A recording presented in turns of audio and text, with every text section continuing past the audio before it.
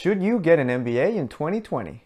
I wish it were a simple yes or no answer, but the truth is it's a little more nuanced than that. There's really only three scenarios in which you would consider getting an MBA. The first is if you want to get into a specific type of job like management consulting or investment banking. The second is if you want to do a career switch. And the third is if you want to get into entrepreneurship. I'm going to have timestamps down below so you can skip to the situation that best applies to you. And if you want more helpful content around interviewing, resume writing, or career planning, please click subscribe down below.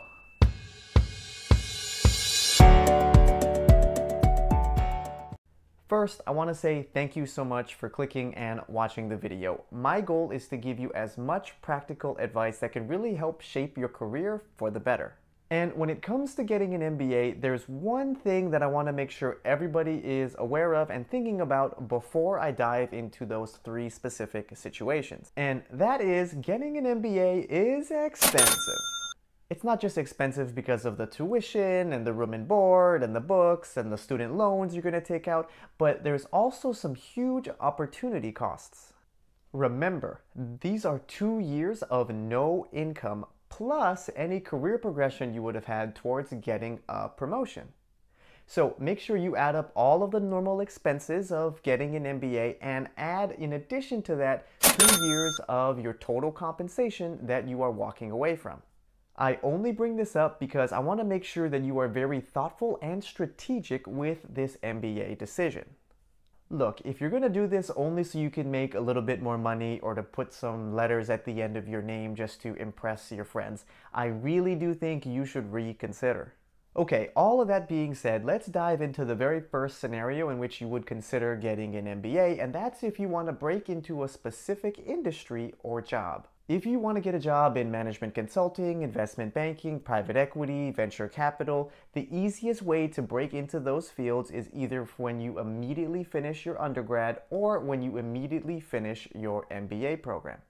So if you weren't able to break into those industries when you finish your undergrad, then I really actually think getting an MBA is the right move here. Now, I normally don't like recommending that people spend hundreds of thousands of dollars just to get one type of job. But if you know that getting into these fields is truly going to make you happy, then getting an MBA is honestly the most efficient way to do it. This is mostly because the barriers to entry to getting into those fields are already so high, and getting the skill set to be qualified to get into those jobs is really only attainable by working in those jobs. And an important note, certain MBA programs are highly preferred for specific industries, like Wharton is really known for investment banking. Now, the second scenario in which you would consider getting an MBA is if you're thinking about changing or switching careers. And I've heard this advice given a lot, particularly by the older generation. And this was really true like 10 years ago. If you were in accounting and you wanted to switch to something like marketing, you did have to go get an MBA in order to make that transition. But as a recruiter, speaking from first-hand experience, unless you're aiming to get into those jobs that I listed before, like investment banking and management consulting, you truly do not need to get an MBA. Recruiters and hiring managers care more about your skill set and experience that makes you qualified for the role. You can gain these skills by doing extra projects at work, doing an unpaid internship, doing your own entrepreneurial ventures to gain the skills, moving internally within your company, or even doing some type of boot camp for highly technical roles like software engineering. And the third reason I've heard people want to get an MBA is if they want to get into entrepreneurship. The common belief is that if you want to know how to run a business, you need to take classes that teach you about business. But the reality is most of the successful entrepreneurs of our generation don't have MBAs. And in fact, a lot of them even advise against people getting an MBA if they want to become entrepreneurs. So why is this such a popular idea? Well, if you do a Google search of MBA and entrepreneur, you're going to see a lot of these blog articles that highly recommend you go get an MBA.